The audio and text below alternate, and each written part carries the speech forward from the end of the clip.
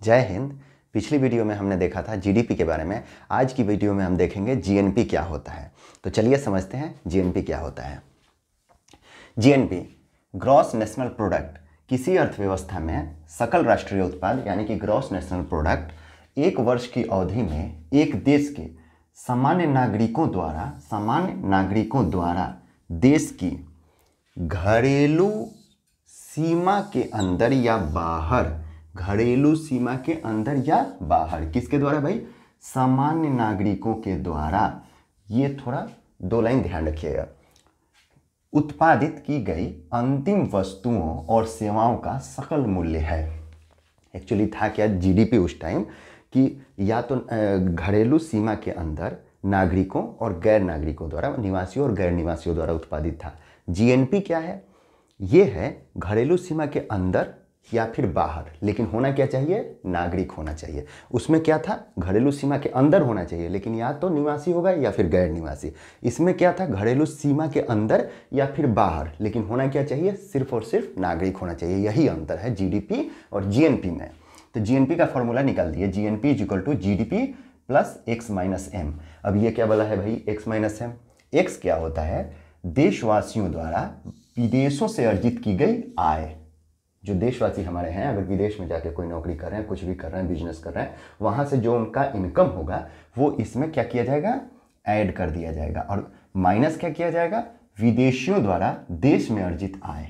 जो विदेशी हैं वो देश से जो पैसा बाहर ले जा रहे हैं हमारे देश में बिजनेस करके, उसको क्या किया जाएगा? इसमें माइनस किया जाएगा। जैसे अगर मान लेते हैं कि हमारे देश के नागरिक अगर विदेश में जाके कोई बिजनेस कर रहे हैं या नौकरी कर रहे हैं और 2 रुपये कमा रहे हैं, और विदेशी हमारे देश में आके कोई बिजनेस कर रहे हैं तो 5 रुपया कमा रहे हैं, तो इसमें 5 माइनस हो जाएगा, तो रिजल्टेंट क्या आएगा? -3। अब ये -3 कहाँ पे ऐड होगा? जीएनपी में। तो जीएनपी में जब -3 ऐड होगा तब क्या होगा? हमारे देश का जीएनपी प्लस ये 3 यहाँ पे हो जाएगा, तो GNP plus 3 is equal to GDP. तो हमारे देश के लिए क्या होता है? जीडीपी हमेशा बड़ा होता है किससे? जीएनपी से। हमारे देश में क्या होता है? पैसा बाहर जाता है देश से और बाहर से पैसा कमाता है हमारे देश में, इसलिए क्या होगा? जीडीपी हमेशा बड़ा होगा किससे? जीएनपी से।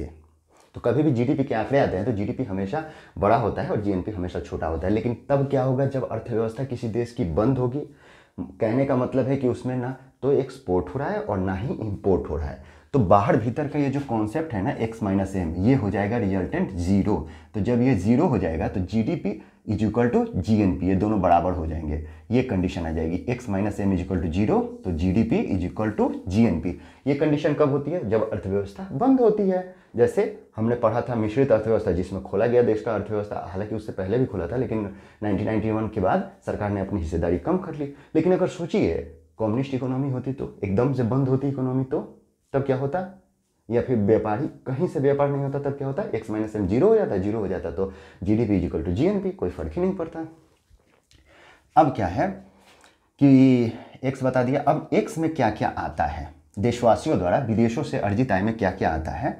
तो निजी प्रेषण, प्राइवेट रेमिटेंस होता है। रेमिटेंस कहने का मतलब है कि हमारे देश के लोग जब बाहर जाते हैं और पैसा हमारे देश में भेजते हैं, वही रेमिटेंस कहलाता है। तो कई बार रेमिटेंस हमारे जीडीपी में बहुत बड़ा योगदान देता है, काफ़ी ज़्यादा रेमिटेंस पाता है इंडिया। तो उसके बाद अब क्या होता है? विदेशी कर्ज पर ब्याज।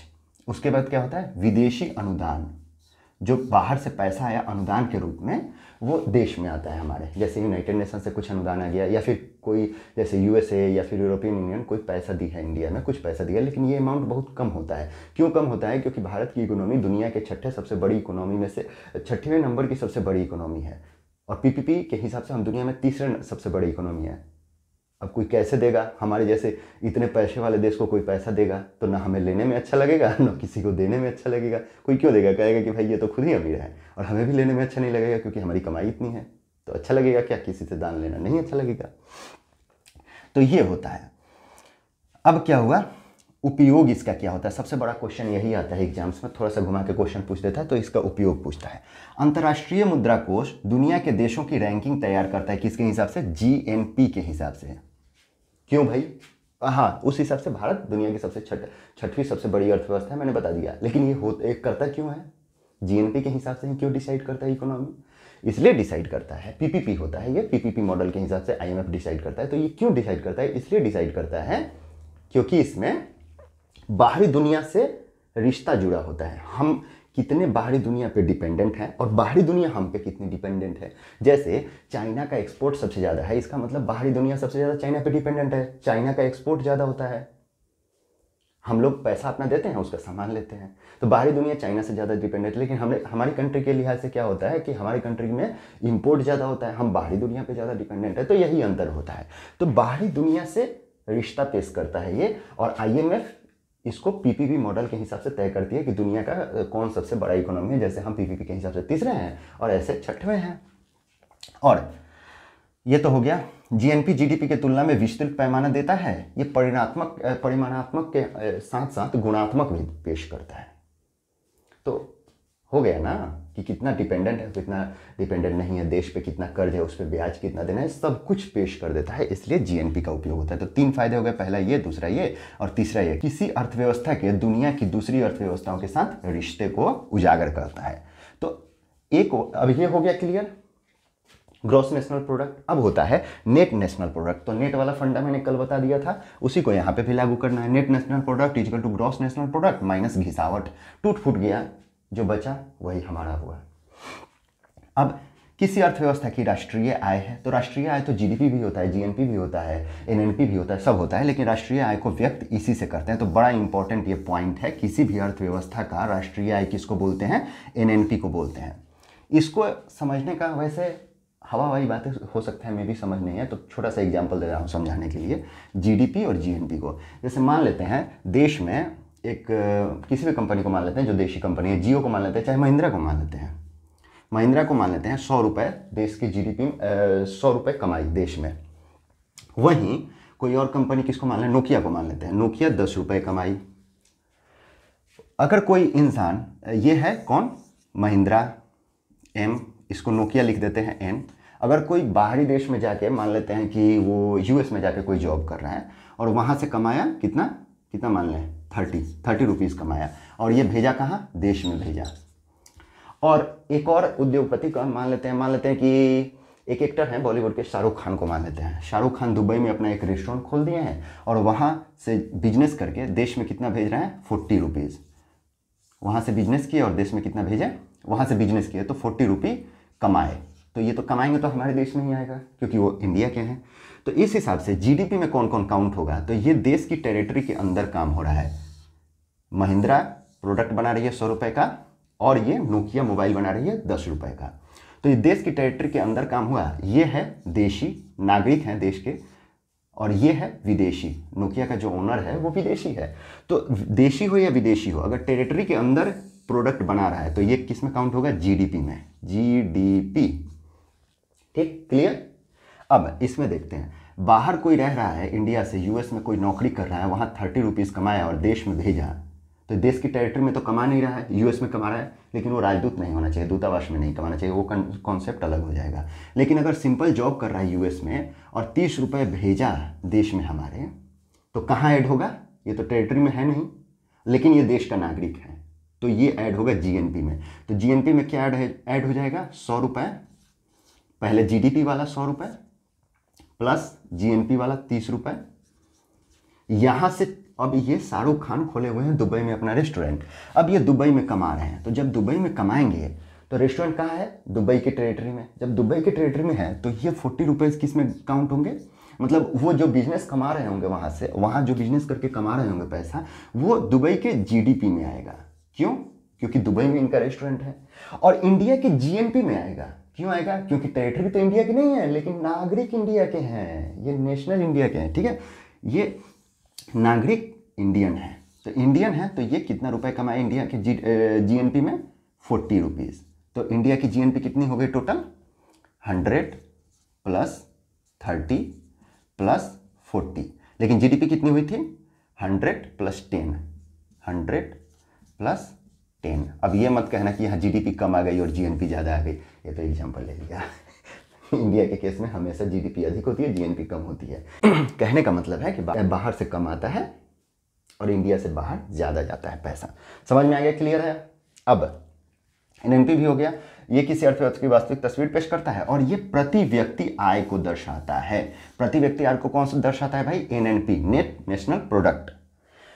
उसके बाद अब देखते हैं फैक्टर कॉस्ट पे राष्ट्रीय आय क्या होती है। जो पहले बता दिया था, GDP on factor cost is equal to GDP on market price था,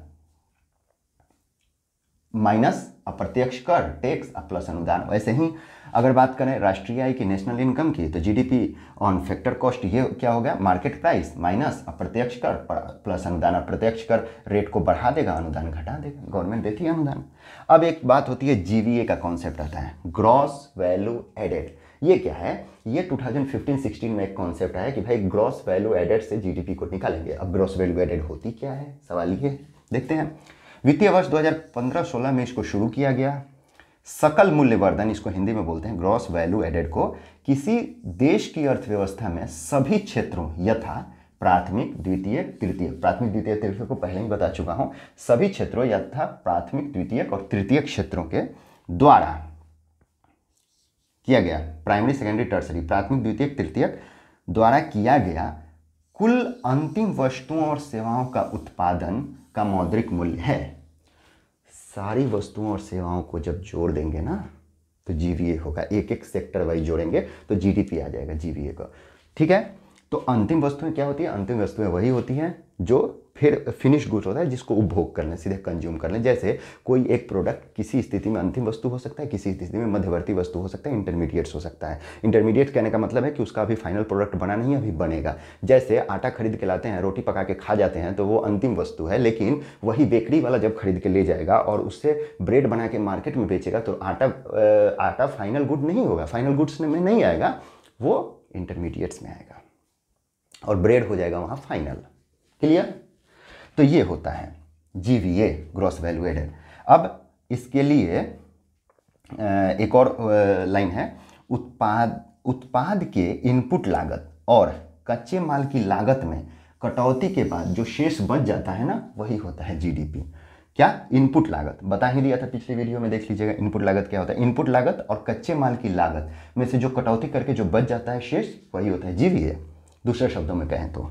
उसके बाद ये लिखा गया एक फॉर्मूला, सकल मूल्य वर्धन, जीवीए क्या होता है? जीडीपी ध्यान रखिएगा, प्लस उत्पादों पे सब्सिडी जो दी जाती है, जो दाम घटा देता है, माइनस उत्पादों पे कर, सब्सिडी माइनस कर को निकाल लेते हैं, जीवीए आ जाता है जीडीपी में से।